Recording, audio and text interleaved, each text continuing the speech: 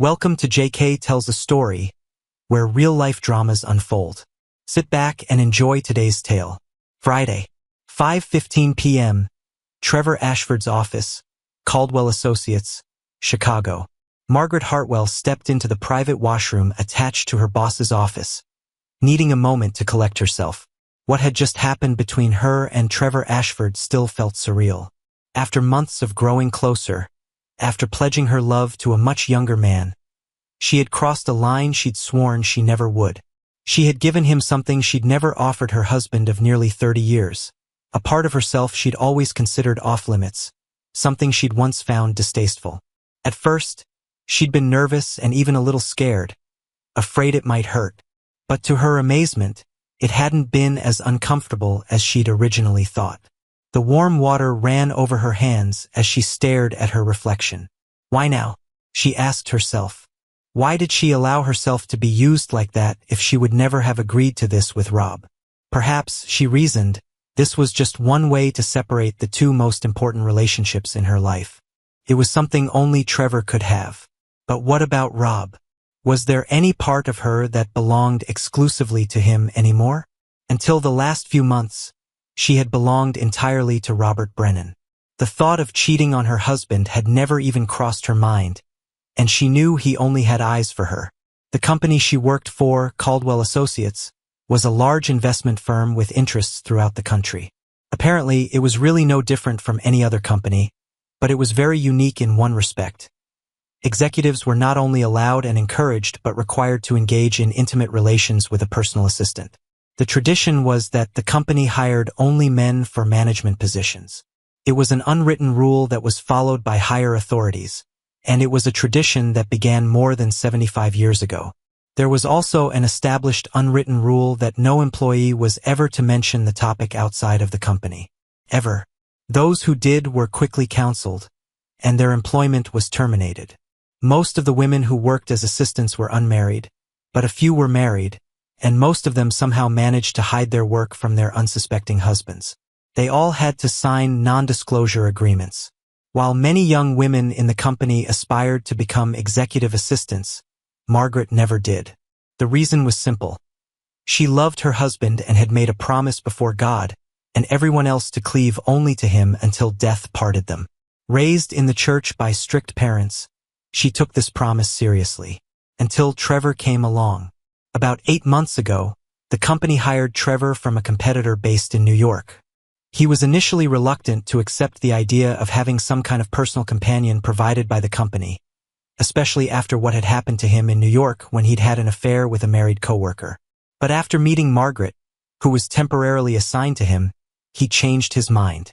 At their first meeting, she made it clear to him that she was happily married and intended to remain so.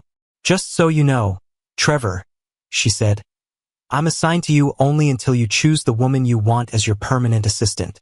There are many very attractive young women here who would jump at the chance to be with you. But I don't want any of them, he said. I want you. You're the most beautiful woman I've ever met in my life, and you seem like a consummate professional. I choose you. But you'll be expected to have an intimate relationship with me, she said. And as I said, I'm very happily married to a wonderful man. Besides, I'm 49 years old enough to be your mother. I have a daughter who just graduated from college. You definitely don't look your age, Margaret, he said.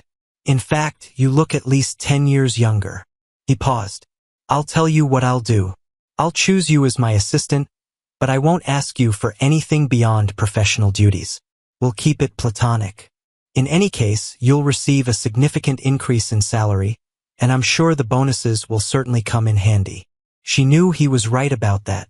Every 6 months, the company paid assistants $50,000 in bonuses for their services, in addition to a very nice regular salary. Okay, Trevor, she said. We can try this for a while and see what happens. When Trevor made his announcement, there were many dejected faces and many noses were out of joint. Everyone was wondering what Margaret had that they didn't. She told her husband that she'd received a promotion and had been chosen as an executive assistant, but she never told him what the job would entail. After nearly 30 years, Rob trusted his wife completely, so he was genuinely happy for her. At first, Margaret and Trevor maintained a platonic relationship. They met together in his office 3 times a week, on Mondays, Wednesdays, and Fridays from 4 to 5 in the evening, for so-called working hours. While other executives were engaged with their assistants, Trevor and Margaret sat on the couch in his office and talked, mostly about her family and her relationship with her husband. "Tell me about your husband," he said one day as they sat together. "Rob, his name is short for Robert, spent 20 years in the Marine Corps," she said. "He was a military policeman and specialized in criminal investigations. He served 2 tours in Iraq and 1 in Afghanistan. By the time he retired, he'd developed connections with the local police, and they hired him as a detective. About a year or so ago, he was injured quite badly responding to a bank robbery. He spent months in a rehabilitation center and was finally discharged for health reasons with a pension." "Oh my God," Trevor said. "What's he doing now?" "He works part-time from home," she said. "He does investigations and helps his friend Michael, who has his own private detective firm. He says it's mostly boring, but he doesn't have to run around or chase criminals like he used to. He spends most of his time at home now." "Sounds like an interesting man," Trevor said. "I'd like to meet him sometime. Why don't you come over for dinner?" she asked. "Rob loves grilling, and I'm sure he'd like to meet you. Our daughter Emily is in town right now. Maybe you could meet her too." "I'd love to," Trevor said. After checking with Rob, Margaret invited Trevor over for dinner. Rob grilled steaks while she prepared mashed potatoes, gravy, and green beans. Emily joined them and they all had a good time. "That boss of yours seems like a pretty decent guy," Rob said after Trevor left. "Not at all what I expected." "What did you expect?" she asked. "Oh, I don't know," he told her. "I thought that since he came from New York, he might be kind of arrogant or something. But he really surprised me. And I can see that he's had an influence on you." "What do you mean?" she asked. "You seem to like your job," he said. "You seem happier than I've seen you in years. There's nothing going on between you two, is there?" He asked it jokingly. "Of course not," she said. "Don't be silly. You're the only man I love and want." "I hope so," he said. "I'd be lost without you." "Well, you're stuck with me, mister," she said, hugging him. That night they were intimate with her on top. After Rob was injured, he found that he couldn't perform as well or as often as before, but he did everything he could to keep his beloved wife happy. About a month after Trevor chose Margaret as his assistant, he came face to face with Gerald Stanton, the executive who had hired him. Gerald sidled up to Trevor after a meeting and asked to speak with him alone. "Is something wrong?" Trevor asked. "Look, you know how things are here, right?" Gerald asked. "Yes, I know," Trevor said. "Tell me, are you really having a relationship with Margaret?" Gerald asked. "Well, no," Trevor said. "We've become good friends, and I've met her family. You know she's married, and she says she doesn't want to do anything that would hurt her marriage. I just want to respect her wishes." "I understand that," Gerald said, "and I appreciate how you feel, but the assistant position was designed for a purpose. I don't want to give you an ultimatum, but you have a choice to make. Either develop a closer relationship with Margaret, choose a new assistant, or I'm afraid we'll have to let you go. So I either have to be with her, choose someone else and be with them, or I get fired?" Trevor asked in shock. "I'm afraid so," Gerald said. Trevor nodded and returned to his office. He called Margaret inside and closed the door. "What happened?" she asked, seeing the look on his face. "I was given a choice," he said. "I either have to have a relationship with you, choose another assistant and have a relationship with her, or submit my resignation." "Okay," she said. "I'll resign so someone else can take my place." "No," he said, placing his hand on her shoulder. "I don't want any of the others. I want only you. But there are a lot of single women here, much younger than me, who would be better suited for you. You're the most beautiful woman in this company, Margaret," he said. "I want to be with you." She looked into his face, thinking about what he was offering. Yes, he was much younger than her, and he reminded her so much of Rob when he was younger. And if she was being honest with herself, she'd developed feelings for him. But what about Rob? She hesitated, but then Trevor took her face in his hands and kissed her directly on the lips. She wasn't worried about getting pregnant because she'd had her fallopian tubes tied after Emily was born. When they finished, she was racked with guilt. She had just cheated on her husband of almost 30 years. Until that day, Rob had been the only man she'd ever been with. Now she had broken her vows and become an adulteress. "That was wonderful, Margaret," Trevor said. "You're an amazing woman. I could easily fall in love with you." She smiled at his compliment and kissed him. "I'd better go take a shower," she said. "I don't think Rob would appreciate it if I came home without cleaning up afterward." "I suppose not," he said. "What do you intend to do about your husband?" "You mean, do I plan to leave him?" she asked. "No. I intend to stay with him despite what we just did. The fact is, I love him with all my heart. I have feelings for you too, but if I ever have to choose between you and him, I will quit my job and stay with him." "I understand," he said. "We also need to set some ground rules," she continued. "First of all, there will be no insults toward my husband. If I ever hear you disrespect him, it's over between us. Secondly, Rob will never touch me after I've been with you, because I'll always shower first. Third, don't ask me to cut him off from our intimate life. If you do, this is over. Fourth, don't expect us to do this in my house or in the bed I share with my husband. And don't ever ask me to be with any of your friends or clients." She paused. "We need to be very careful about what we do and where we do it. What happens here in the office stays in the office. And never give him a reason to suspect that something is happening between us.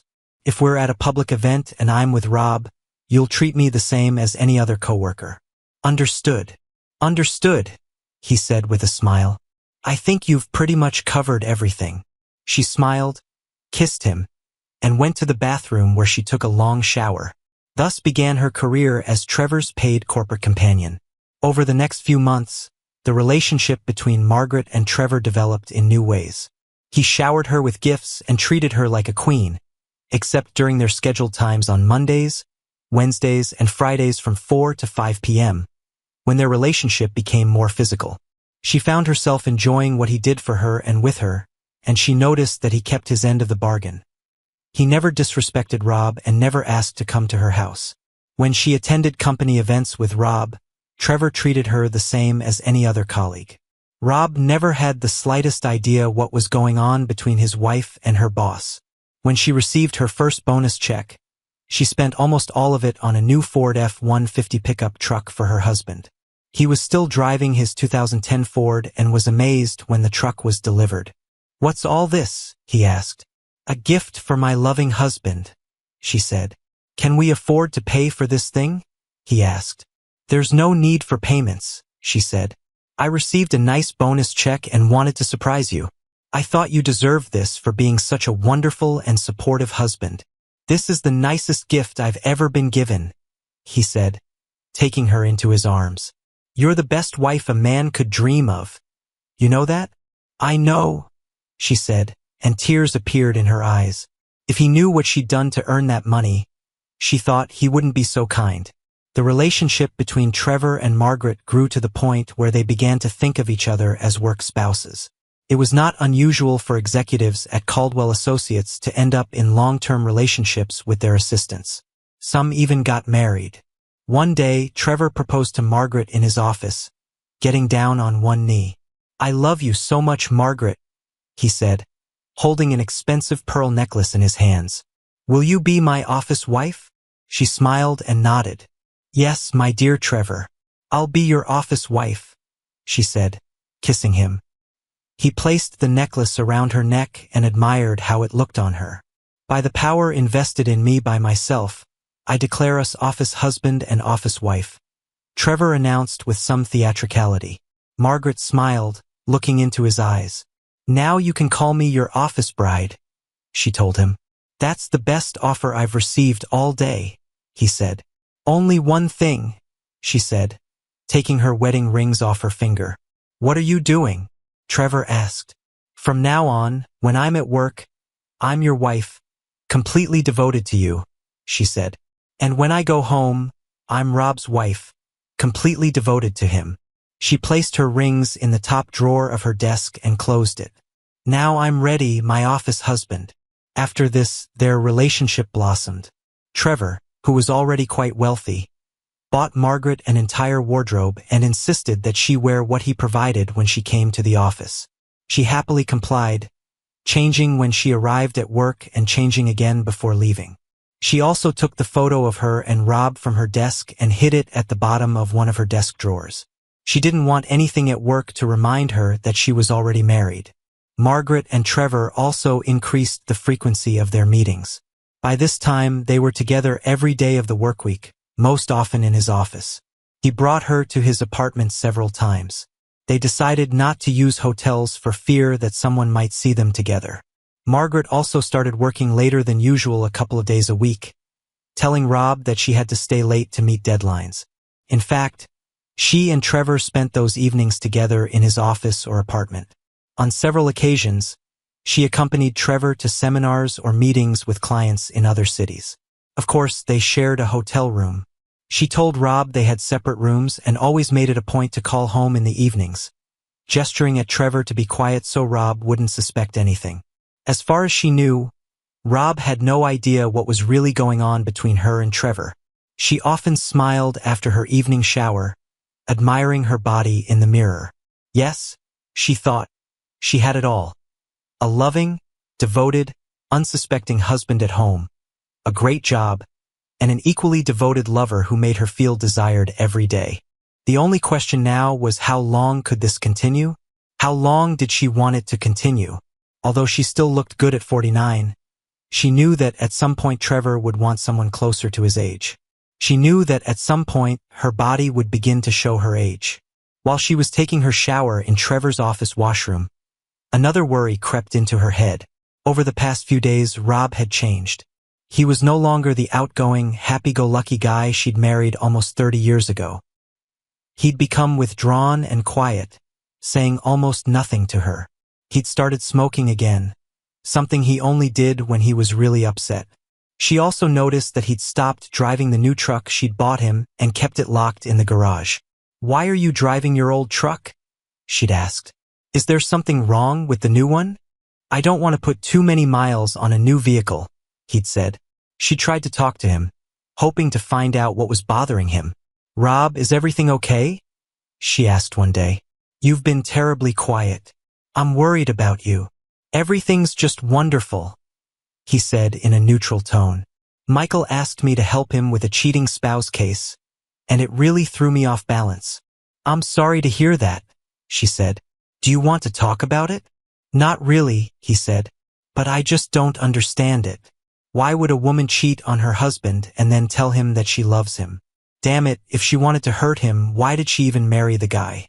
I'm telling you, someone's going to end up dead over this." She flinched at his words and wondered if he really meant what he'd said. "Well, you'll never have to worry about that, honey," she said. "You know I would never do anything like that to you." He stared at her for a few moments before answering. "Yes, I guess I'm lucky, aren't I?" he said, flashing a smile that contained no warmth. She smiled back, but privately began to wonder if he knew about her and Trevor. Back to the present.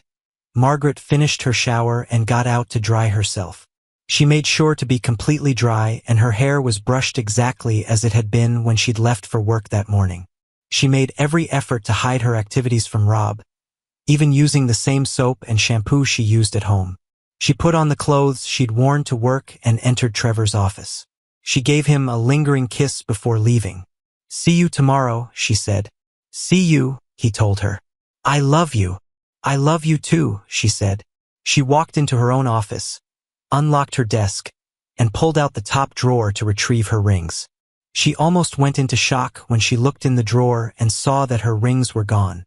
She always put them in the small compartment at the front of the drawer before closing and locking it. There was no way anyone could have taken them. But now the space was empty. Distraught, she rummaged through the entire drawer, but there were no rings. She looked around on the floor, wondering if they had somehow fallen out, but there was nothing there. She ran back into Trevor's office. "What's wrong?" he asked. "My rings are gone," she exclaimed. Someone took my rings. Trevor came into her office, and the two of them searched for the rings, but couldn't find them anywhere. They couldn't just get up and leave on their own, he said. Are you absolutely sure you locked them in your desk drawer? Absolutely, she said. They must be here somewhere. Listen, I'll leave a note for the night cleaning crew to keep an eye out for them, he said. Don't worry, we'll find them. But what do I tell Rob? She asked. He'll notice right away that they're not there. Tell him you took them off to have them cleaned and resized, Trevor suggested. I hate lying to him, she said, before catching herself. But I guess I've been doing that for several months now. I guess I have no choice, do I? She left the office while Trevor was writing a note for the night cleaning team. Friday, 5:15 p.m. The Brennan home, Chicago. Robert Brennan sat in his chair on the back porch, twirling a ring in his hand. In his other hand, he held a lit cigarette, his third in less than an hour. He thought about putting the ring in his pocket with the other two that were already there, but decided against it. As he put the ring back on his finger, he thought of Margaret. He was near the end of his first 4 years in the Marine Corps when he first met her. A friend invited him to dinner, saying he should meet someone. He was smitten the moment he saw her. She was the sweetest and most beautiful woman he had ever met. He asked her out, and he still remembered the first time she kissed him, how she lightly ran her tongue across his lips and how she gently sucked on his bottom lip. He had never experienced anything like this before and felt as if he had died and gone to heaven. They continued dating and fell in love with each other. When he asked her to marry him, she hugged him and said yes. She said she was a virgin and insisted on remaining that way until her wedding night. He liked her so much that he agreed. By then, he had already met her family, and they all got along great. Her father was a decent, hard-working man who didn't smoke or drink. When he wasn't working, he spent time with his family. In addition to her parents, he had to pass inspection with her 2 older brothers, which he did. They made it clear to him that they expected him to treat their little sister with love and respect. In their home, family was everything. One day, her father spoke to him privately and expressed his concerns. I know you say you love Margaret, he said, but I know what young Marines are like, especially when they're deployed. I won't stand by and watch her get hurt. I promise you, sir, Rob told Margaret's father. I will never cheat on your little girl. Eventually, the older man relented and accepted him as his son-in-law. Promise me that you will take care of my little girl no matter what, he said. I promise, Rob said. For the next 29.5 years, Margaret was the best wife a man could ask for. Loyal, supportive, loving, caring, and perhaps most importantly, flexible. She had to put up with Rob's constant deployments abroad and later with his long working hours. It wasn't easy, but they got through it all. They had other problems too. Margaret gave birth to their first child, Leah, about 1.5 years after they married. Unfortunately, the girl died from sudden infant death syndrome, leaving them both devastated. Margaret became pregnant twice more but miscarried both times. She talked to Rob about getting a tubal ligation, but he wanted to try again. She agreed with his decision, and the result was Emily. After discussing the matter with her husband, Margaret had her fallopian tubes tied. At first, Rob wanted to try for a son, but he didn't want Margaret to suffer, so he agreed. After serving in the Marines for 20 years, Rob decided to retire. They settled in Chicago, where he became a detective for the Chicago Police Department. Margaret got a job as an administrative assistant at Caldwell Associates and slowly moved up the ranks. They continued to live their lives, which consisted mainly of working and raising their daughter Emily. Everything was going well in the Brennan household, and Rob looked forward to the day when they could retire and enjoy their golden years, perhaps with grandchildren. Then, about 1.5 years ago, he responded to a call about a bank robbery. 3 criminals took several hostages and demanded that the police provide an evacuation vehicle and a clear route out of the city. The incident ended in a short shootout during which he was seriously wounded. One of the 3 bullets that hit him severely damaged his left leg, and he ended up undergoing physical therapy for about 6 months. Rob hoped he would soon be able to return to duty, but the department decided to place him on medical retirement instead. Even though he received a monthly police pension as well as a military pension, their budget suffered a bit. Sure, they could pay their bills, but they didn't have as much wiggle room as before. After he was able to get on his feet and settle in a bit, he took a part-time job as an investigator. It didn't pay much, but it forced him to leave the house from time to time. His friend Michael Donovan also offered him a part-time job as a private investigator. Rob applied for and received the license to work as an armed private investigator. Michael, or Mac as he preferred to be called, didn't want Rob to push himself too hard, so he limited his work to observations or research that could be done online. Rob was so proud the day Margaret came home and told him that she'd been promoted and would be the assistant to the new executive the company had just hired from New York. He felt she deserved the promotion, and the pay raise would certainly help. He couldn't help but notice that her attitude and overall outlook on life seemed to improve. She was happier and much more relaxed than before. Perhaps, he thought, it was the extra money from her new promotion. He was amazed the day she brought the new pickup truck to their house. Margaret told him it was a gift for being so supportive of her. He wondered how they could afford it and was surprised when she said she'd paid for it with a bonus check she'd received. It wasn't long after when his whole world came crashing down on him. The previous Monday afternoon, he'd received a call from Teresa Knight, one of the girls who worked with Margaret. He was in Mac's office, having just returned from a surveillance mission. "Brennan," he said, answering the call. "Mr. Brennan, this is Teresa Knight," the woman said. "I work with your wife. Is it possible to meet somewhere for a few minutes?" "I guess so," Rob said. "There's a little coffee shop on the corner of Riverside and 3rd Street. Would that be okay?" "That would be ideal," she said. "Can we meet in, say, 20 or 30 minutes? Rob looked at his watch and saw that it was 3:35 p.m., of course. "I can meet you there. Can you tell me what this is about?" "Not right now and not over the phone," she said. "I'll tell you when I see you." "Okay," he said. "See you in about 20 minutes. They finished the conversation, and Rob entered Mac's office. "I just got a strange call," he said. "What happened?" Mac asked. "Some woman who works with my wife wants to meet me," Rob said. "Really?" Mac asked. "You're not dating on the side, are you?" "Of course not, Mac. You know me better than that," Rob said. "I know, I'm just tugging on your chain," Mac said. "Any idea what she wants?" "No clue," Rob said. "Well, I'm off," Mac said. "Maybe it'll bring us more business." He headed toward the exit and met Teresa in the cafe. He recognized the young woman. He had met her before at the company Christmas party. After buying them both lattes, he sat down next to her. "What can I do for you, Teresa?" he asked. "Unfortunately, I have to tell you something, Mr. Brennan," she said. "Please call me Rob," he said. "Your wife is in a relationship with one of our executives," she said. "What do you mean by, in a relationship? Is she having an affair?" he asked. "I'm afraid it's a little more than an affair," she said. "Are you saying she's fallen in love with this executive?" "I think so," she said. "In my opinion, that's exactly what it looks like." "Who is this executive?" he asked. "Trevor Ashford," she said. "How do you know?" Rob asked. "Margaret told me she was hired as his executive assistant. I've met this man. He seems like a good guy. Are you sure Margaret is involved with him? He's a little young for her, isn't he?" "He was his choice," Teresa said. "And she's not an executive assistant. She's actually a personal assistant, and she's expected to have a relationship with him." "How long has this been going on?" he asked.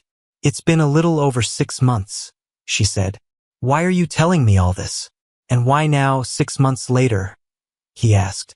"Well, I hate to say it, but part of what drives me is my own selfish desire," she said. "You see, I'd hoped Trevor would choose me, but instead he chose a married woman who's much older than him. No offense." "None taken," he said. "I completely understand. Maybe I should talk to your management." "Oh no, don't do that," she said. "Please." "Why not?" he asked. "We all have to sign non-disclosure agreements," she said. We're not supposed to talk about relationships between executives and their assistants. We could get fired if we do. I understand, he said. So this agreement also applies to female assistants? No, the company doesn't hire female assistants, she said.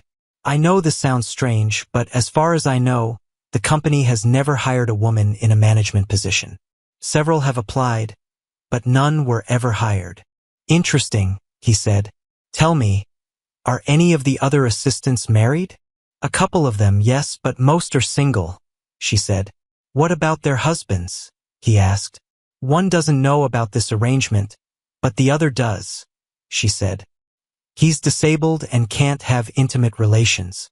They could really use the extra money, so he doesn't complain, until she rubs his nose in it. How much extra do they receive? He asked. Well, their salary is almost doubled, and they all get a $50,000 bonus every 6 months, she said. This is after taxes. Wow, he said. So that's where she got the money for the new truck, he thought. No doubt this is an attempt to assuage her guilt. Suddenly, the new truck didn't seem so nice anymore. How often do they get together? He asked. The company has regular office hours for assistants to meet with their managers, she said. This happens every Monday, Wednesday, and Friday from 4 to 5 p.m. Most likely, your wife and Trevor find other times to meet as well.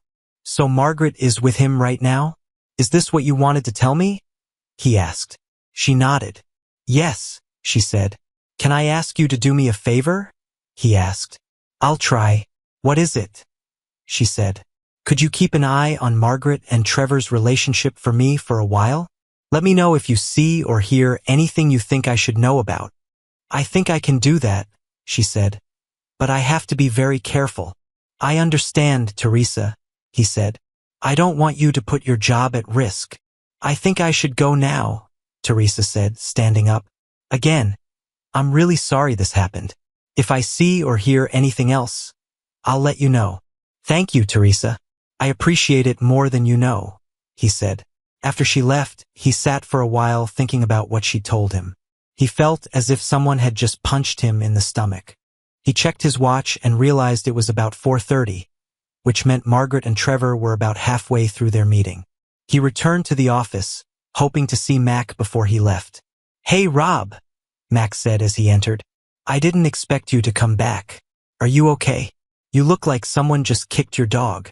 No, Mac, I'm not okay, he said. I just found out that Margaret is cheating on me with her boss. Let's go to my office, Mac said, taking off his jacket. We need to talk. Rob recounted everything Teresa had told him.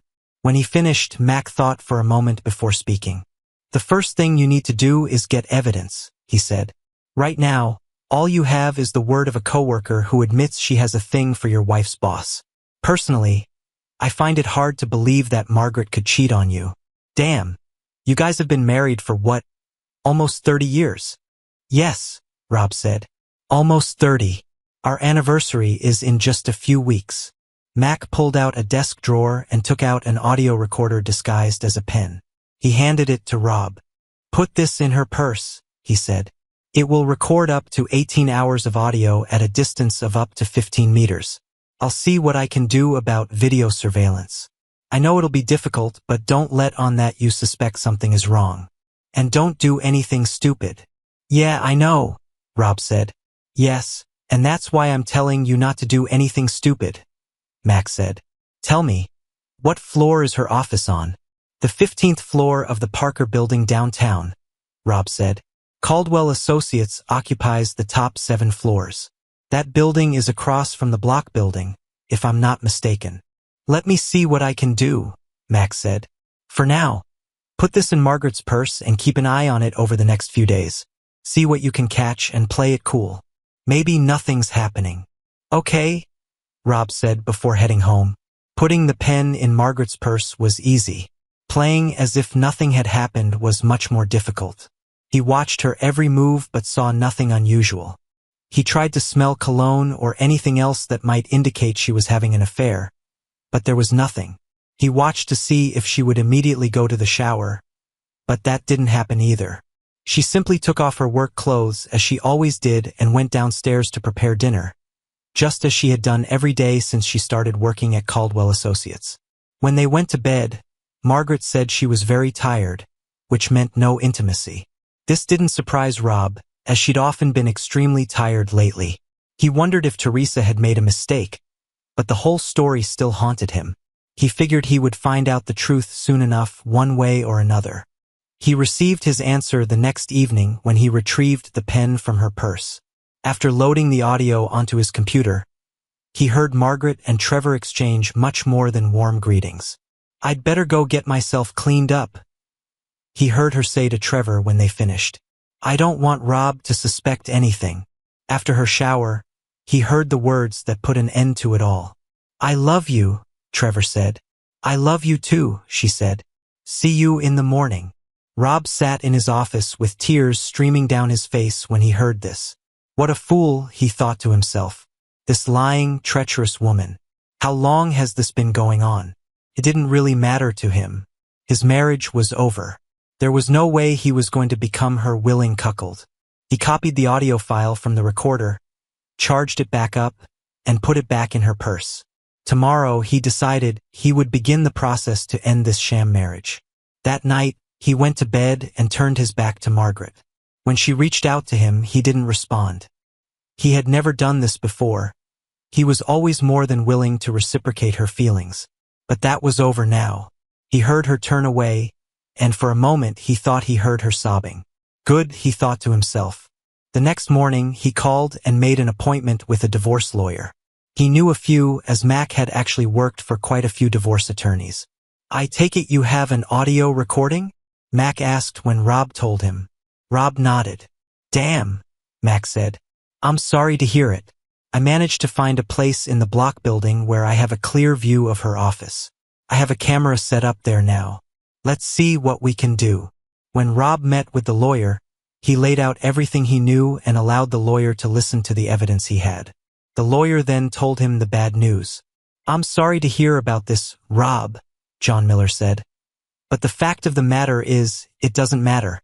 You see, Illinois is a no-fault state, which means you can't file on any grounds other than irreconcilable differences. A judge may take adultery into account when it comes time to divide assets or award alimony, but that's about it." "Can I contact her boss or her company?" Rob asked. "You can't sue her boss for alienation of affection, if that's what you're thinking," John said. "The state legislature took care of that a while ago. However, perhaps we can do something with the company. Let me work on this for a bit and I'll get back to you." "Okay, do what you can," Rob said. "I want to completely break up with her. She can have this house. I just want my half of the assets and my pension." "I'll do the paperwork," John said. "I'd like to serve her myself." "Okay, when would you like to do this?" John asked. "Next Wednesday," Rob said. "It was supposed to be our 30th anniversary. A little revenge, huh?" John asked. "I don't see a problem with it," Rob said. Having paid the retainer, Rob returned to the office, where he noticed Mac engrossed in something. "Check this out," Mac said. Rob walked over to see what Mac was looking at. There on the screen was Margaret, taking off her rings and throwing them into the top drawer of her desk before changing her clothes. "What does she do with her rings? And why is she changing clothes?" Rob asked. Knowing that she was having an affair with Trevor was bad enough, but seeing her throw away her rings tore him up inside. "Good question," Mac said. "I get the impression that she's going out of her way for this." They watched as Margaret hung up the clothes she'd worn to the office, then grabbed another dress. One that clearly cost more than the one she'd just taken off, and put it on. Then they saw her put on a necklace. Rob looked but couldn't remember if he'd ever seen the necklace before. "I have an idea," Rob said. "I have something to do, but I'll be back." "Don't do anything stupid," Mac said. "You know me," Rob said. "Yes, I do," Mac said with a laugh. "And I'm not bailing you out of jail." "Don't worry," Rob said. He left the office and headed to the apartment complex. He had previously contacted them about renting a small one-bedroom apartment. After analyzing his budget, he decided that he could afford it and pay the deposit. They said he could start moving in on Monday after the apartment was cleaned. After that, he went to the bank and withdrew half of the funds from his checking and savings accounts. Then he opened a new account at another bank. From there, he went up to the 15th floor of the Parker building. He had been there many times before to see Margaret, so it wouldn't be strange if someone saw him there. He managed to get to Margaret's office undetected, which was part of his plan. When he got there, he pulled a set of lockpicks from his pocket and easily opened the top drawer of her desk. Sure enough, her rings were there in one of the partition compartments of the drawer. He put the rings in his pocket and closed the drawer, latching it. He looked through her other drawers and saw a photograph that she usually kept face down on her desk under some folders. It was a photo of the two of them on vacation, taken a few years earlier. Holding back his tears, he closed the desk drawer and left the office. From there, he went home, took a beer out of the refrigerator, and sat on the back porch with a fresh pack of cigarettes. He was finishing his fourth cigarette when he heard Margaret open the door and come outside. "Rob, are you okay?" she asked. "How many cigarettes have you smoked?" "Obviously not enough," he said. "I'm still alive." "Robert Brennan, don't even dare joke like that," she said, sitting down in one of the sun loungers. "That's not funny, isn't it?" he said. He looked at her fingers for a moment and wondered what she would say about her rings. "Where are your rings?" he asked. She looked guilty for a moment but quickly regained her composure. I took them to the jeweler to have them cleaned," she said. Rob noticed that she was looking down and to the side when she spoke. She always did this when she lied. "I understand," he said. "I didn't know they were dirty." He took a drag from his cigarette before speaking again. "I hope you don't mind, but I've taken the liberty of booking a table at Maggiano's for next Wednesday." Maggiano's was a rather expensive Italian restaurant that they sometimes visited on special occasions such as anniversaries or birthdays. "Next Wednesday?" she asked. "What's happening next Wednesday?" "Our 30th anniversary," he said calmly, not surprised that she'd forgotten about it. "We always go out to eat on our anniversary. Is that a problem? Do you have other plans for that day?" Besides Trevor Ashford, he thought to himself. No, I think it's okay," she stammered. "Do you think maybe we can change things up a little this year? Maybe we could celebrate on the weekend instead? This way, we'll have more time to spend together." "Yes, but it won't be our anniversary then," he said.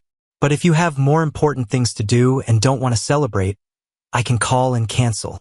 No, don't do that," she said. "I would love to go." "Are you sure? Are you sure?" Rob asked. "I certainly don't want to upset you or make you feel like you're being forced into this." "Of course I want to go somewhere with you for our anniversary," she said. "Rob, what's gotten into you lately? Is this that cheating wife case you're working on with Mac? You haven't been yourself at all lately. I'm really starting to worry." "Sorry, I just have a lot on my mind. That's all," Rob said, putting out his cigarette. "Well, you're starting to scare me," she said, standing up. "I've never seen you like this. You've been out of sorts all week. If you don't mind, I'm going to get changed and prepare dinner. You know that I love you, don't you?" "Yes, of course," he said. She waited a few moments for him to say he loved her, but when he didn't, she kissed him on the cheek and headed upstairs. "He knows," she thought to herself. "This is the only way to explain his behavior. Oh God, what have I done? Will I ever be able to fix this?" She changed clothes and went downstairs to prepare dinner for them. They ate mostly in silence. When they finished eating, Rob excused himself and went to his home office.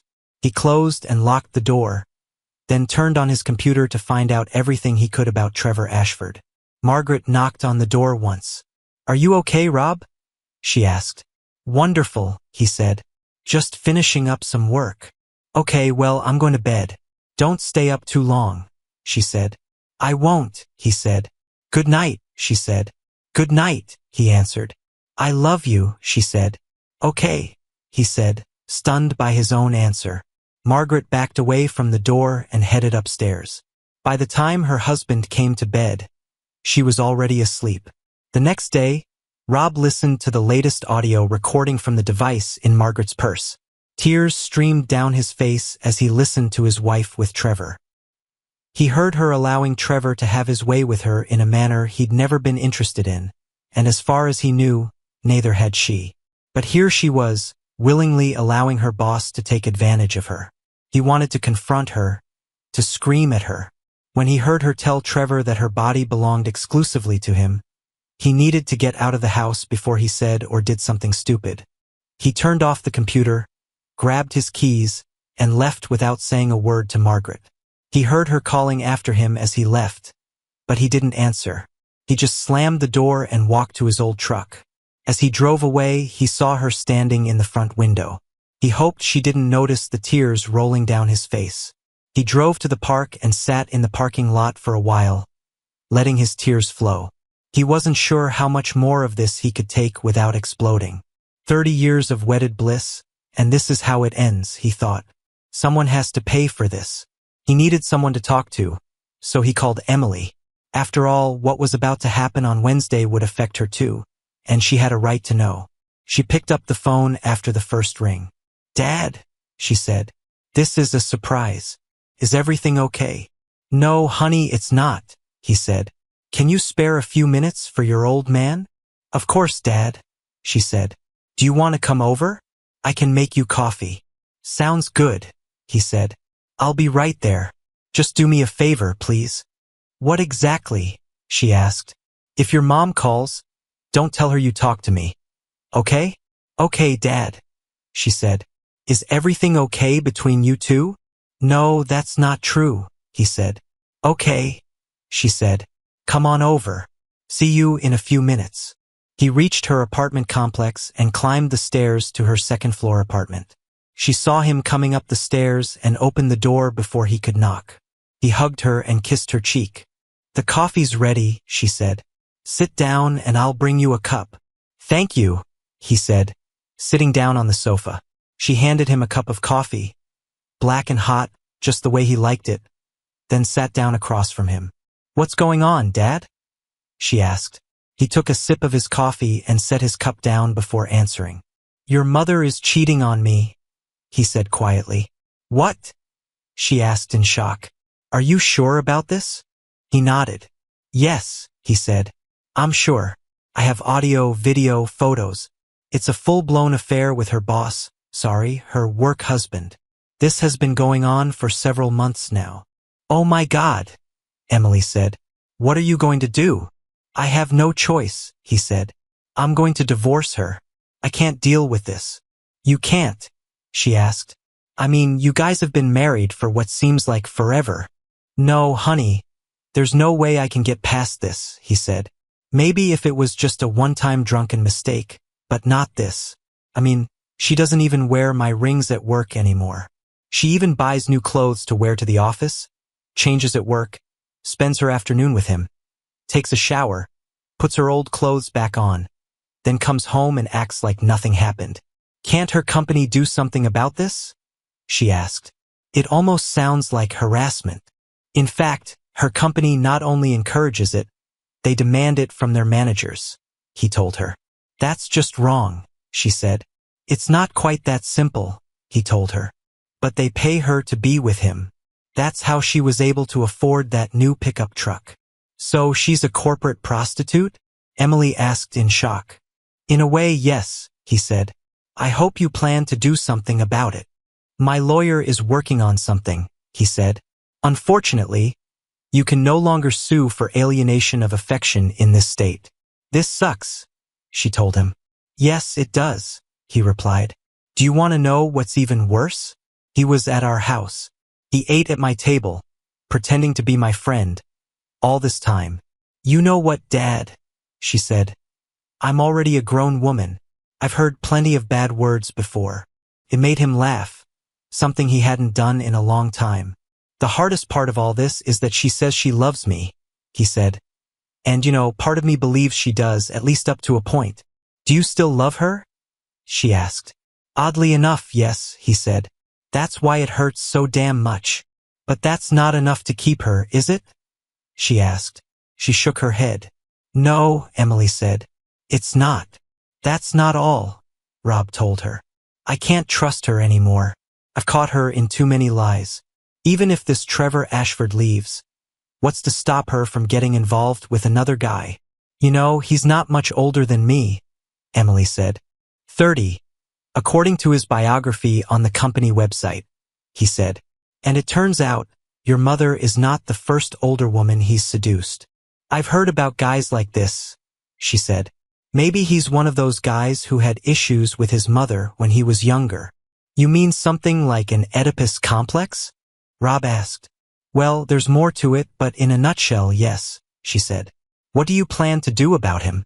Unfortunately, I can't sue him, but I have no intention of letting him get away scot-free, Rob said. Just don't do anything stupid, she said. Damn, Rob said. Does everyone think I'm an idiot or something? Do you know how many times I've heard that? Jokes aside, Dad, Emily said, smiling. I just don't want you to end up in prison. I still love you and always will. I just can't believe Mom was stupid enough to fall in love with some younger guy. Yeah, well, she did, he said. And after Wednesday, she'll probably need all the support she can get. I'll do my best, Dad. But that doesn't mean I won't be angry with her, she said. Believe me, I'm going to tell her everything. They talked a little more, and after a while, Rob felt better. He looked at his watch and realized that he'd been gone for more than 2 hours. I think I'd better get back before your mother calls the National Guard, he said. Are you going to be okay, Dad? Emily asked. I can handle it, he said. Thank you, honey. I appreciate it. With another hug, Rob left and drove home. He wasn't sure what to expect when he got there.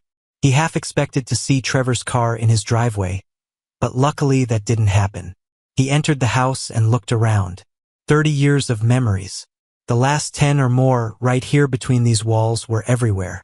He almost burst into tears when he looked around. He saw Margaret in the backyard, tending to her flowers as if nothing had happened. How could she do this? He wondered. How could she betray me and then come home and pretend everything is just fine? Shaking his head, he took a beer from the refrigerator and walked out into the backyard. Once seated, he opened his beer and lit a cigarette. Margaret looked up when she heard the back door open and saw her husband lighting a cigarette. She got up and came out onto the patio. Is everything okay? She asked. Just wonderful, he said. Where have you been? She asked. You flew out of here like a bat out of hell. Something caught my attention while I was out, he said. I went to see Emily. How is she? Margaret asked. She's doing well, he told her. Margaret sat down and looked at her husband worriedly. Rob, we really need to talk, she said. Oh? About what? He asked. About you. About us. About everything, she said. All week, you've been inattentive, irritable, and out of sorts. You never told me that you loved me. You haven't even touched the new truck. Did I do something to upset you? He looked at her strangely when she asked. What about Trevor Ashford? Is something wrong with him? He asked himself. Tell me, he said. Did you do something to upset me? As far as I know, no, she said, looking down and to the side. He wanted to jump up and wring her neck, but he controlled himself. If I did, I'm very sorry. I didn't want to hurt you. Please, Rob, talk to me. I hate seeing you like this. I feel like I'm losing you. It's because you are losing me, you stupid woman, he thought to himself. After a few moments, she continued. I know you're working on this case with Mac, and it's upsetting you, she said. Maybe you shouldn't work with Mac if it's going to bother you this much. I've never seen you so worried about something before. The case is almost solved, he said. Soon all this will end. I hope so, she said. Because I hate to see you like this. It's killing me. Look, why don't you let me help you take your mind off it all tonight? It's been a long time since we did anything. What do you think? Rob thought about it before answering. Her words made sense. It had been a long time since they'd last been intimate, and after Wednesday, there was no telling when he would be with her again. Maybe he thought he could remind her of what she was about to lose. He smiled at her before answering. Sure, that sounds like a great idea, he said. She smiled and kissed her husband. I'll make sure you never forget this night, she said. And it was a night neither of them would soon forget. Rob pressed his soon-to-be ex-wife into the mattress several times with a force he hadn't shown in a long time. Even Trevor couldn't handle what Rob did to her, she thought to herself. Then her husband surprised her. "What are you going to do, Rob?" she asked. "This is a surprise," he said. When she realized what he intended to do, she tried to pull away from him, but he stopped her. "No, Rob, please," she begged. "We've never done this before." "Then I'd say that in 30 years it's about time," he said. "I'll go slowly. I promise." He slowly took what had been sitting there. "We should have done this a long time ago," he thought to himself. Margaret, meanwhile, was perplexed. This was supposed to be Trevor's exclusive territory. What made Rob decide to do this out of the blue? She knew she couldn't tell her husband to stop, not without revealing why. So she relaxed and gave in to what Rob was doing. After their final climax, Rob got up and went to the bathroom to get a pair of warm washcloths. One for himself and one for Margaret. He handed one to her while he cleaned himself up. For a moment he thought she was about to cry. "Why did you do that?" she asked. "You've never shown any interest in this before." "Your body looked so inviting that I couldn't help it," he said. "I didn't hurt you, did I?" "I'm sorry if I did." "No, you didn't hurt me, but you just surprised me, that's all," she said. "You were like an animal. What came over you?" "You did," he told her. "You looked so seductive that I just couldn't help myself." She smiled and hugged him. "I love you, Robert Brennan," she said. "I hope you never forget this." "I love you too," he said. Satisfied, they fell asleep in each other's arms. Rob wondered if this would be the wake-up call she needed. On Sunday, they slept late, and Rob went downstairs for breakfast. "Good morning, sleepyhead," Margaret said. "I hope you slept well last night. I know for sure that I did. I still get goosebumps from what you did last night." He smiled, hoping to hide the pain he was experiencing. "I'm glad," he said. "I think the old man still has some abilities left." "Yes, I slept better than I have in a long time," she said.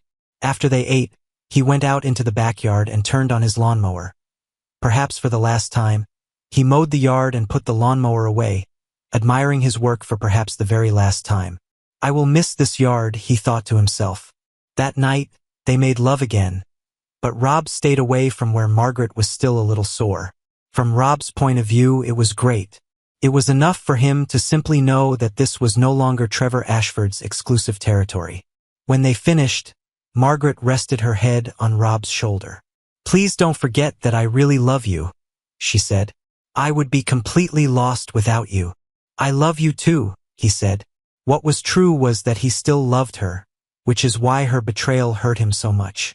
That night, before going to bed, he made a decision and put the audio device back in her purse, hoping that she would tell Trevor that their relationship was over. Monday, D-Day -2. When Margaret left for work that morning, she felt like a new woman. After preparing a delicious breakfast for herself and Rob, she kissed her husband and practically ran out of the house with a big smile on her face. As Rob watched her leave the house, he hoped she would do the right thing. Arriving at work, she flitted into Trevor's office, picked out a nice dress for the day, and changed into the necklace her boss had given her when they became office spouses. She hugged Trevor tightly and kissed him. "You're in a good mood this morning," Trevor said. "I take it you had a good weekend?" "The best," she said. "Rob and I reconnected this weekend, and it was wonderful." "I understand," he said. "Did you leave anything for me?" She laughed. "Oh, there's plenty here for you, my office husband," she said. "As I understand it, everything is going well at home?" he asked. "Yes, now it is," she said. "But I think we really need to be extra careful." "Oh? Why?" Trevor asked. "I think he's starting to suspect something," she said. "Last week he was in a foul mood all week. He said he was dealing with a cheating wife case and it really got to him. Last week he didn't drive his new truck at all. You don't think he would resort to violence, do you? I mean, he actually served in the Marines and was a police officer for over 10 years. "Of course not," Trevor said. "Rob is a pussycat. Don't let that rough exterior fool you." By the way, I'll have to skip our time together on Wednesday, she said. How's that? Trevor asked. That's our time, you know. I know, but it will be my 30th wedding anniversary, she said. Remember what I said when we first started this? If I had to choose, I would choose him always, and I'm not going to ruin our anniversary. I suggested we move it to the weekend, but he didn't want to hear about it. Besides, he already has a table booked at Maggiano's. At least he has good taste, Trevor said. Of course, she said.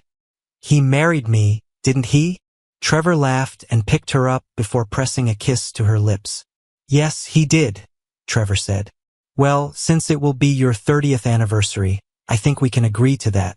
Maybe you and I can take a weekend and go somewhere. We can, she said. But not too soon. First, I want to make sure Rob gets over whatever's bothering him. Something is really eating at him, and I hate to see him like this.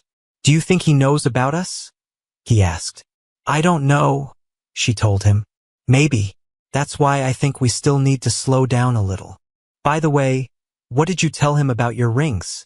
He asked. I told him what you suggested, she said. That I took them to have them cleaned, and he bought it. Has anyone found them? He asked. No, he said, shaking his head. No one turned them in, and apparently no one was seen entering the office on Friday afternoon. Any idea what could have happened to them?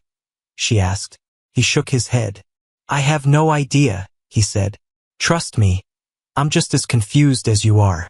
I'll continue to search and ask around. They must be here somewhere. Okay, she said. If there's nothing else, maybe I can buy a set similar to the original. If you need it, I'll take you downstairs and buy you a replacement set, Trevor said. In the end, it happened in my office. I feel somewhat responsible. You're a sweet man, Trevor, she said. No, it's at my expense, he said. It was I who took them off and put them in my desk drawer. Everything is fine. I can put it on my credit card, she said. Either way, I'd better get to work. Speaking of work, Trevor said, I wanted to discuss something with you. What is it? She asked. Well, since we're office spouses and all, and you've already said that you're 100% devoted to me in the office, I was wondering how you would feel about taking my last name, he asked. Only in the office, of course. Other executives have been talking about this for a couple of weeks now, and it looks like they might want to make it policy. Margaret thought for a moment and smiled. Margaret Ashford, she said thoughtfully. I like the sound of it. Okay, but let's wait a little, maybe for a week or so. Like I said, Rob has been acting like a bear lately, and I want to make sure he's okay before we go any further. Okay, just say the word and I'll ask HR to change the directory, Trevor said. I will, she said before rushing out of his office. Rob was in a good mood when he walked into Mac's office that morning. He grabbed a cup of coffee and sat down at his desk to check his email, just as Mac came out of his office to refill his coffee. You know, no matter how much we drink this stuff, maybe we should invest in coffee futures, Mac said jokingly. I'm all for it, Rob said with a laugh. You're in a good mood this morning, Mac said. Did you have a good weekend? Very good, thank you, Rob said. Did everything go well with Margaret this weekend? Mac asked. Yes, we did, Rob said. Actually, very good. That's good to hear, Mac said. But don't let her fool you. I've seen this happen so many times it's not even funny. What is it? Rob asked. Do you think Margaret would do it? That's just how cheaters work, Mac said. Of course they can stay clean for some time, make amends to their spouses, promise to never do it again, or make their spouses think everything is fine. But that's not true. In my experience, cheating for these people is akin to a drug addiction. Sure, they enjoy the high, but there's so much more involved for them. It's a question of power, control, fooling the poor unsuspecting spouse. Even if they become righteous for a while, they invariably return to it. The only thing that changes is they become more secretive. Do you think Margaret would do something like that? Rob asked. I've seen this before, Mac said. This work is even more exhausting than when you were on the police force. In the police force, we knew who the bad guys were: drug dealers, pimps, rapists, robbers, you name it. It's a completely different world out here. You do what you think is right for you, Rob. I'll have your back no matter what. Thanks, Mac. I appreciate it, Rob said. Later that morning, he received a call from John, his lawyer. Rob, how are things going? John asked. I'm hanging on, Rob said. What can I do for you? Do you think you can pop into the office for a bit after lunch? John asked. I've prepared the documents and would like to review them with you. Yes, of course, Rob said. I'll be with you at 1 o'clock in the afternoon. Does that work? Great, John said. See you then. Rob was in John's office at 12:45 and was immediately let in. John stood up and shook his hand. Have a seat, he said. I've prepared the divorce papers just like you said. Take a look and let me know what you think. Rob looked through the papers and saw that everything was exactly as he wanted. He signed where John indicated and handed them back. What about Caldwell? Rob asked. Have you come up with anything for them? That's what I wanted to show you, John said, taking out another stack of papers. He handed them to Rob, who began to read them. Intentional infliction of emotional distress? Rob asked. John shrugged. I thought about it and decided to go this route, John said. In my opinion, this meets all 4 tests required by law. First, the company, in applying its stated policies, acted recklessly and willfully. Second, by allowing Trevor to have a relationship with Margaret and requiring her to do so, the company's actions were extreme and outrageous. Third, the behavior mandated by the company caused the breakdown and misery of your marriage.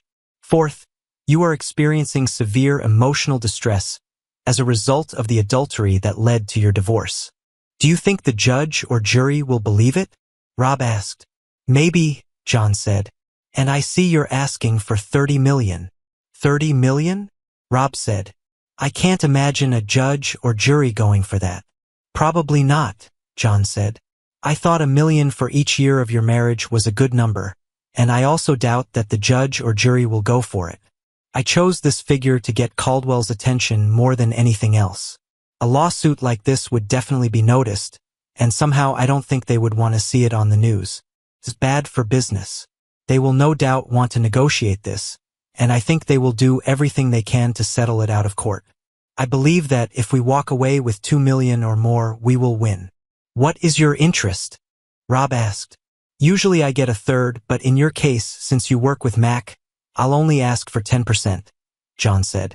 Agreed, Rob said. What the hell, it's a deal, John said. How do we play this out? You say your anniversary is on Wednesday, and you want to serve Margaret that evening. So why don't we do it on the same day? I'll get this filed late Tuesday afternoon, and we can head to Caldwell's Wednesday morning. What do you think? Rob thought about it and agreed. That would give me time to take care of Trevor Ashford. Let's do this, he said. I'll meet you at Caldwell's at 9:30 in the morning. I'm fine with that, John said. See you then. That evening, Rob grabbed the audio device from Margaret's purse and downloaded the audio onto his computer while she was busy cleaning the kitchen. He put on his headphones and listened to what the device was recording. His heart sank as he listened to both of them. Now she wants to take his last name while in the office. Tears streamed down his cheeks as he realized Mac was right. He turned off the sound and wiped his face. Soon this will all end, he thought. He took out his phone and sent a short message. The game is starting. That night, as he lay in bed, he moved away from Margaret. She reached out to him, but he told her he wasn't feeling too well. He didn't lie. Tuesday, D-Day -1. Trevor Ashford sat at his desk and reflected on the current state of his life. He had a great job that paid a lot of money, and even better, a warm, helpful, and beautiful older woman as his companion.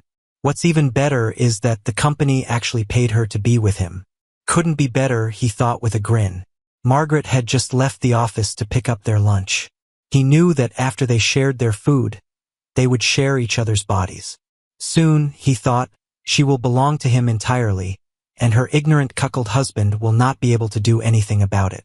He was snapped back to reality when his phone rang. He recognized the number and answered. Ashford, he said, answering the call. Trevor, this is Rob, said the man on the other end of the line. Yeah, Rob, good to hear from you. Trevor said with a mischievous grin. What can I do for you? I'm planning a little surprise for Margaret's anniversary, and I was wondering if you could help me, Rob said. Of course, Trevor said. I will do everything in my power to help. Okay, Rob said. Look, meet me at Murphy's bar at, say, 5:30 this evening so we can discuss this. And not a word to Margaret. Mum's the word. Grave, Trevor said. See you at 5:30. Great, Rob said. See you then, he added before ending the conversation. Trevor put the phone back in his pocket and wondered what was on Rob's mind. After work, Trevor headed straight to Murphy's bar and parked in the lot. The small bar was located at the end of a strip mall in the old part of town. He didn't feel too comfortable in this part of the city, but decided that it was still quite early. He walked into the dark pub and noticed Rob sitting at a table at the far end of the bar. Two strong-looking men sat at another table and looked at him warily as he walked over to where Rob was sitting. Rob had his laptop on the desk and was typing away when Trevor walked up to him. He stopped typing and looked up as Trevor pulled out a chair across from him. Just in time, Rob said. Good. I admire punctuality. Can I get you something to drink? Yeah, a beer would be nice, Trevor said. Rob waved to the man behind the counter and pointed to 2 beers. The bartender grabbed 2 bottles of cold beer and placed them on the table. Rob handed the man some money, and he walked away. So what is this surprise you're telling me about? Trevor asked. Rob smiled, but there was no warmth in his smile. As you probably already know, tomorrow is my 30th wedding anniversary, Rob said. Imagine, such a wonderful woman like Margaret has been with me for 30 years. Who would have thought? I know what you mean, Trevor said. Rob nodded his head in agreement. So tell me, Trevor, what was it like to take my wife anally? Rob asked. Trevor looked shocked and started to say something, but Rob cut him off. Don't bother, it was just a rhetorical question. I know what it's like. I did it last weekend. What, she didn't tell you? I thought you two discussed everything. After all, she's your work wife, right? It's because of you that she takes off my rings when she comes to work in the morning. Isn't it? Trevor stared at his beer in confusion. Rob, Trevor began, but Rob interrupted him. So you want her to take your last name at the office, don't you? He asked. Are you planning to include her in your health insurance? You know she's 49 years old enough to be your mother. Actually, you seem to like older married women, don't you? I don't know what you're talking about, Trevor said.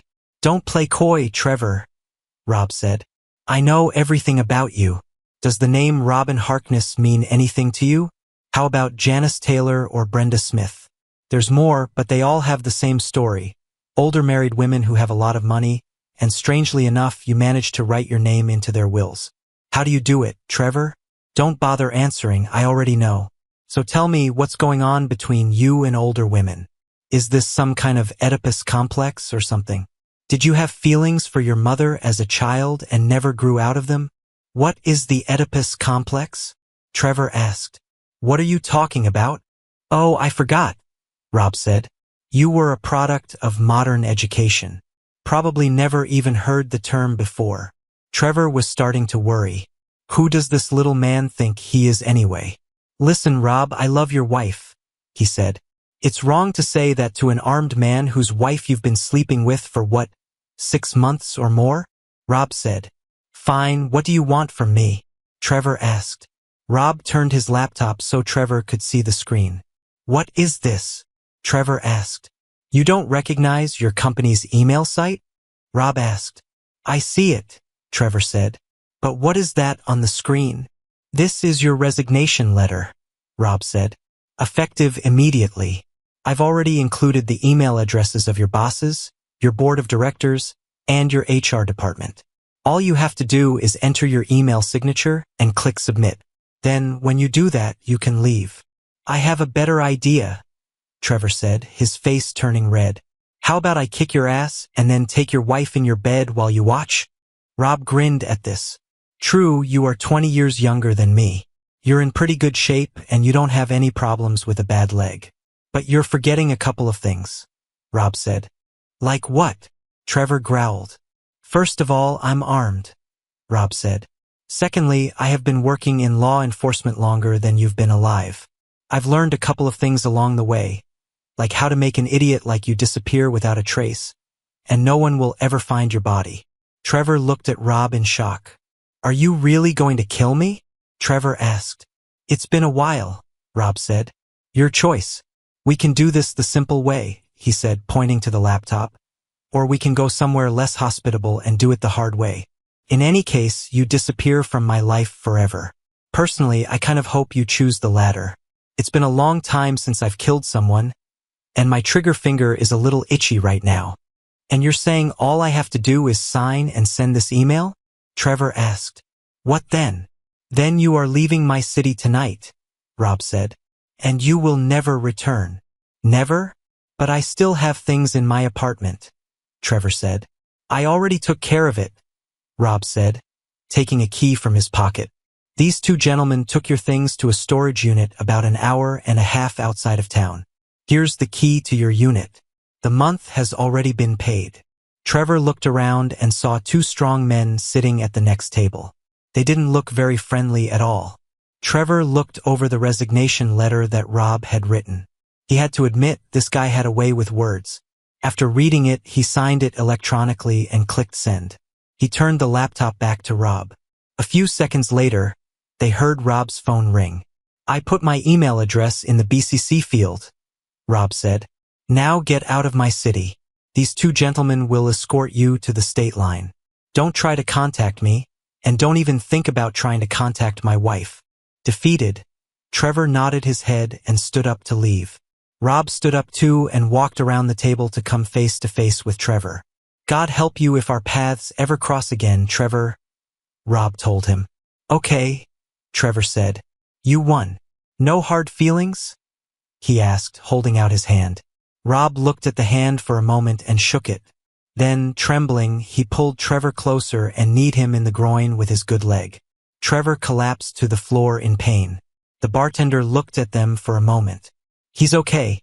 He just slipped on a wet spot, Rob shouted. The bartender nodded his head and went back to work.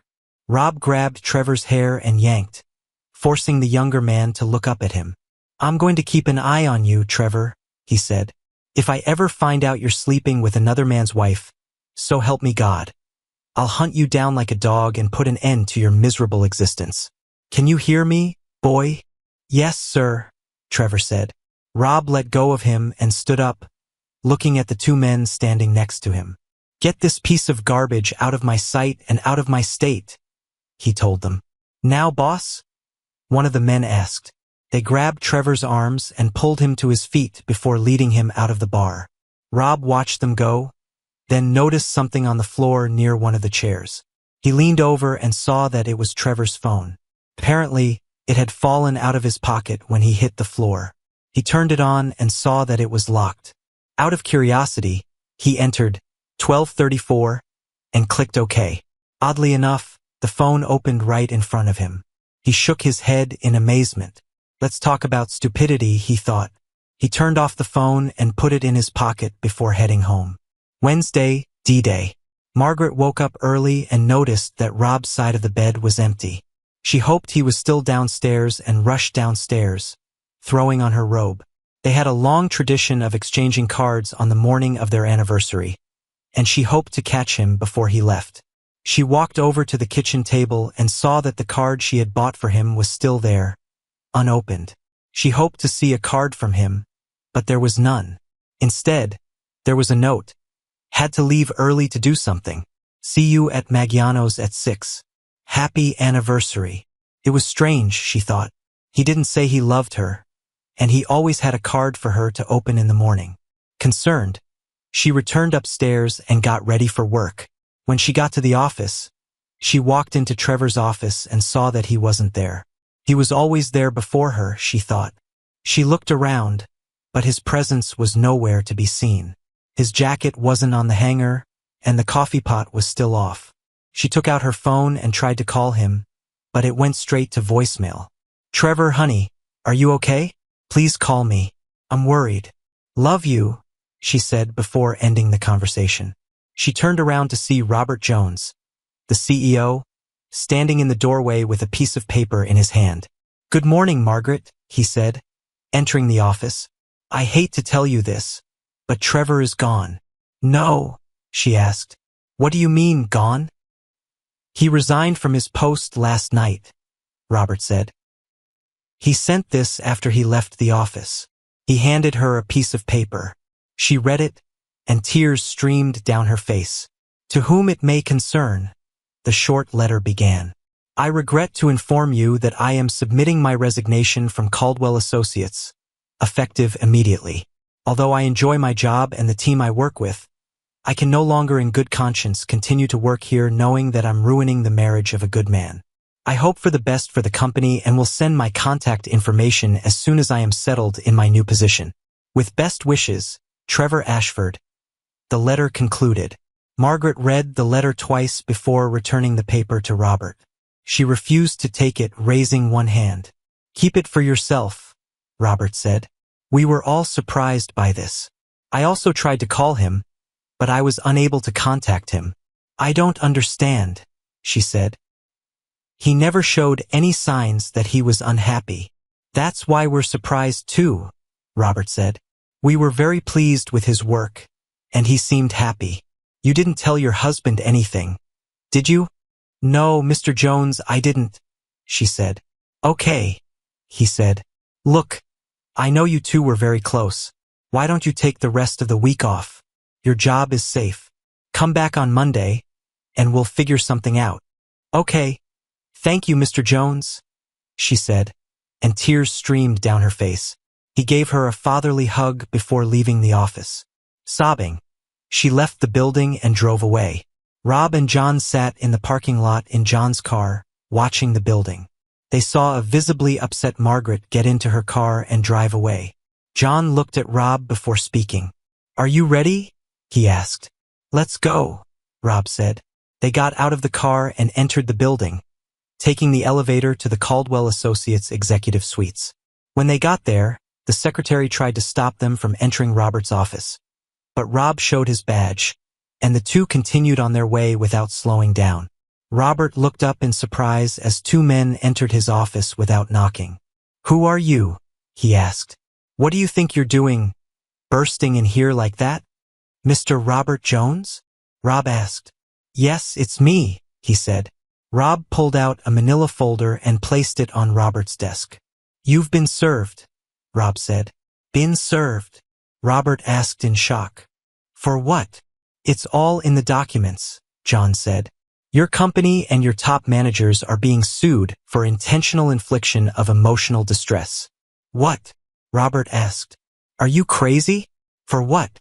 "Your employee, Mr. Trevor Ashford, entered into a 6-month affair with my client's wife, effectively ending his marriage and causing him great emotional pain," John said. "Moreover, your company demanded that he participate in this illegal activity in order to remain employed in good standing. Therefore, my client is asking for $30 million in damages." "Now I know you're out of your mind," Robert said. "First of all, Trevor Ashford doesn't work here anymore. He resigned last night." He looked at Rob before continuing. "Wait a minute, I know you. You're Margaret Hartwell's husband, aren't you? A police officer who was medically retired after being wounded. Are you his client?" "He is," Rob said. Robert looked at John, and his face turned red. "Well, you can take this worthless lawsuit and shove it," he said. "Then you can stand by while my lawyers tear you to shreds over this slanderous piece of garbage. Mr. Jones, we have audio, video, and eyewitness testimony for all of our charges," John said. "And you know the old saying, discovery is a pain. You know as well as I do what this lawsuit can do to your business. What do you think will happen when it becomes known that your company requires its executives to have illicit relationships with their female assistants and has been doing so for 75 years or more? And what do you think will happen when it becomes known that not a single woman works here in leadership positions? In fact, I've spoken to several very qualified women who applied for management positions here and were told they weren't qualified for the job. Trust me, Mr. Jones, I will stand on the courthouse steps every single day and tell reporters how Caldwell discriminates against women and ruins the marriages of its employees. He paused. We also know that you pay your employees up to $100,000 a year to have relationships with their supervisors. To me, it sounds an awful lot like prostitution, and prostitution is illegal in this state. I'm sure the DA would have a field day with this. So if you want to countersue, that's up to you. It will only cost you a lot more. We are both reasonable people and are willing to accept a reasonable counteroffer. How about this? Robert listened in stunned silence as John made it clear what he would do. He finally calmed down and looked at Rob. How long were you married to Margaret? He asked. Today would have been my 30th anniversary, Rob said. But instead of celebrating, I will serve her with divorce papers tonight. Hearing this, Robert was even more deflated. He looked at John again. Okay, you've made your point, counselor, he said. How about $3 million? Will this help end this? John looked at Rob for a moment before either of them said anything. John looked back at Robert. That's $3 million after taxes, John said. Robert sighed before speaking. Okay, he said. Anything else? A couple of points, Mr. Jones, Rob said. What? Robert asked. First, you agree to stop this practice of yours, Rob said. Secondly, you are promoting Margaret to Trevor's position. She has a business degree and worked with Trevor for several months. She probably knows his work better than he does. Robert thought about it for a moment before speaking. And you agree to sign a non-disclosure agreement if we do this? He asked. Rob looked at John before speaking. Of course, Rob said. Okay, I need to confer with the board first, Robert said. When do you need an answer, counselor? Preferably by the end of the workday today, John said. I think we can keep the media at bay for that long. Then you will have your answer, Robert said. And Mr. Brennan, I sincerely regret what happened to your marriage. Thank you, Mr. Jones, Rob said. The three of them shook hands before John and Rob left. Well, it went better than I expected, John said as they returned to his car. Yes, it did, Rob said. There's only one last thing I have to do. Trust me, you'll be fine, John said. Just give it time. Rob nodded his head. Margaret parked her car and ran to the elevator that would take her to the floor where Trevor's apartment was located. She took out her key and opened the door, hoping he was still there. However, when she went inside, it was empty. She ran from room to room, shouting his name, but all she heard was the echo of her own voice. Realizing that Trevor was indeed gone, she left the apartment and drove home, where she spent most of the day crying. Around 4 p.m., she went to the master bedroom to get ready for the evening with Rob. After crying her eyes out, she decided that she would spend the rest of her life making amends for her adultery. She promised herself that she would once again become the best wife Rob could ever dream of.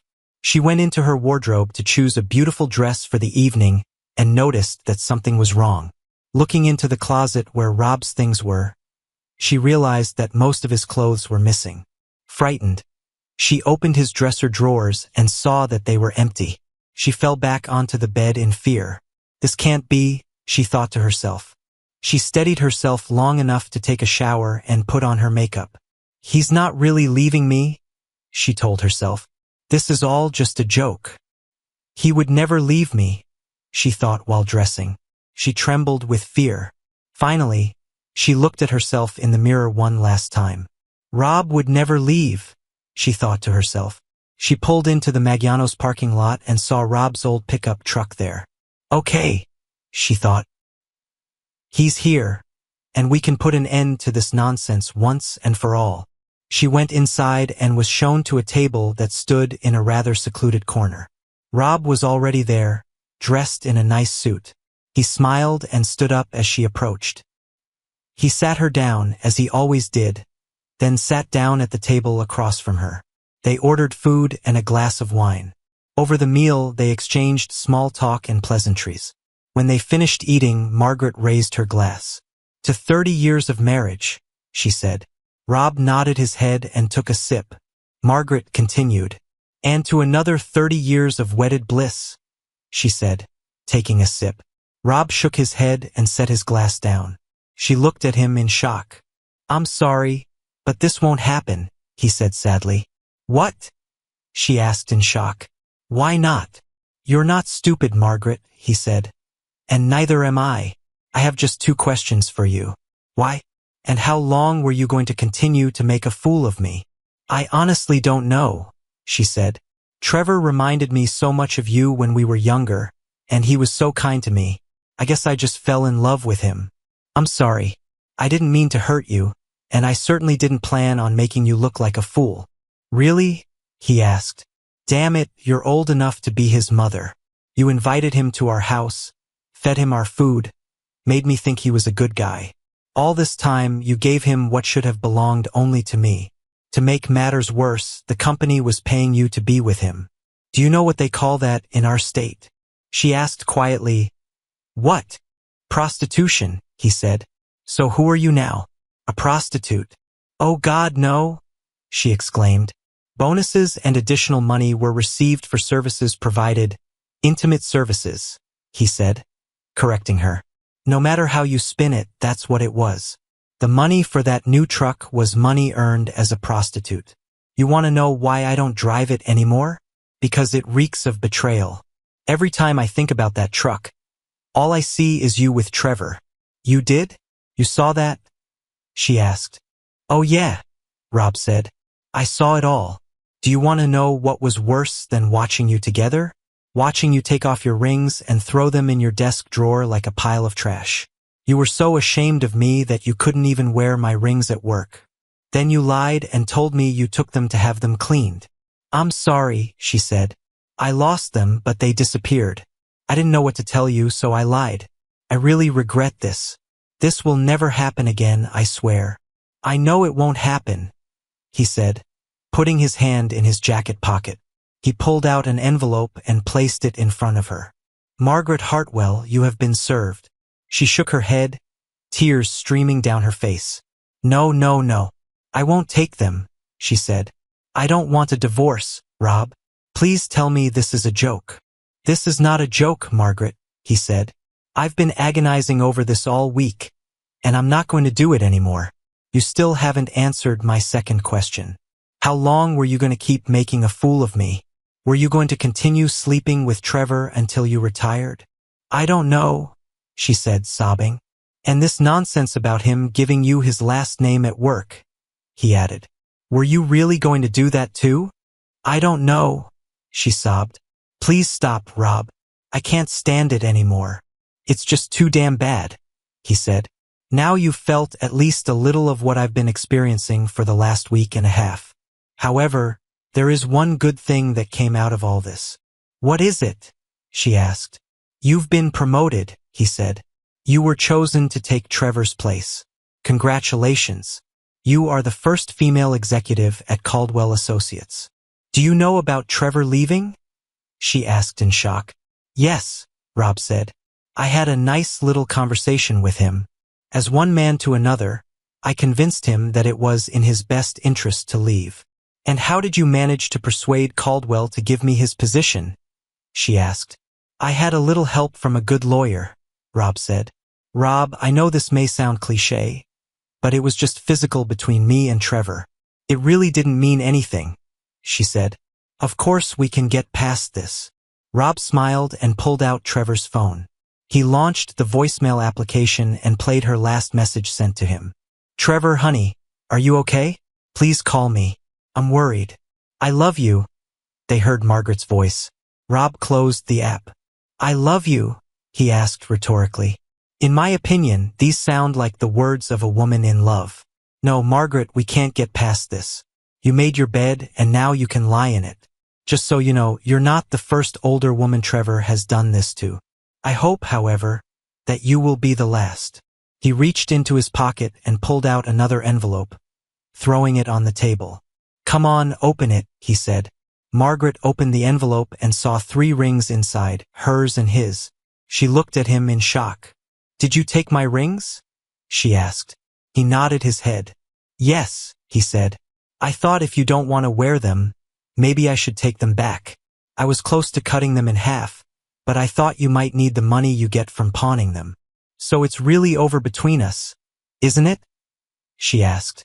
He nodded his head. Yes, he said. And just so you know, I already told Emily and your parents. They're not too happy with you right now. Did you tell them? She asked. What did you tell them? The truth, he said. You cheated on me, and I filed for divorce. Anyway, I think that's all for now. This house is yours. We each have our own pension and we shared bank accounts. I already took my half. In case you haven't noticed, I've already moved some of my things out of the house. I'll have to go back to get the rest. Just let me know when it's convenient for you. You can come anytime you want, Rob, she said. As far as I understand, this house is also yours. Okay, he said. Well, then I'll go. Happy anniversary. Goodbye, Margaret. She reached out to grab him, but he was already at the counter paying for their food. As he left the restaurant, she felt hot tears running down her face. The divorce went off without a hitch. Margaret signed the papers and sent them back to John, who filed them in court. After 60 days, the divorce became final. On Monday, she returned to work and heard the news of her promotion. This became huge news within the company and even made the local news. The company also quietly informed executives that they would no longer be required to have relationships with their assistants. New managers would be assigned assistants, but the intimate aspects of the job would no longer be sanctioned. Margaret took the initiative to develop strict new standards regarding harassment in the workplace. They both immersed themselves in their work and never met. Margaret continued to wear her rings despite being divorced. In her mind, she was still married to Rob. Rob could never come to terms with what Margaret had done and found it difficult to trust any woman. 6 months later, he walked Emily down the aisle at her wedding and sat next to Margaret. The two of them held hands as they watched their daughter get married. They even danced together at the reception. You know I still love you, Robert Brennan, she whispered in his ear as they danced, tears in her eyes. And I still love you, Margaret Brennan, he replied. That night, they were intimate in what used to be their shared home. A few months after this, Rob sat in his truck watching a client's spouse in a surveillance job. Suddenly, he felt a strange pain in his chest that radiated to his left arm. He realized what was happening and reached for his phone to call 911. But by the time the ambulance arrived, it was too late. He died of a heart attack. Margaret was devastated and passed away a few months later. The official cause was listed as a stroke, but Emily knew the real reason. Her mother's heart was broken. She was buried next to her ex-husband. Trevor never really stopped pursuing older married women. About a year after Rob had confronted him, an enraged husband caught him with his latest conquest. The confrontation ended violently, and Trevor did not survive. The husband was found not guilty by reason of temporary insanity and divorced his cheating wife. Thank you for your viewing. See you next time. If you enjoyed this, subscribe to JK Tells a Story for more tales.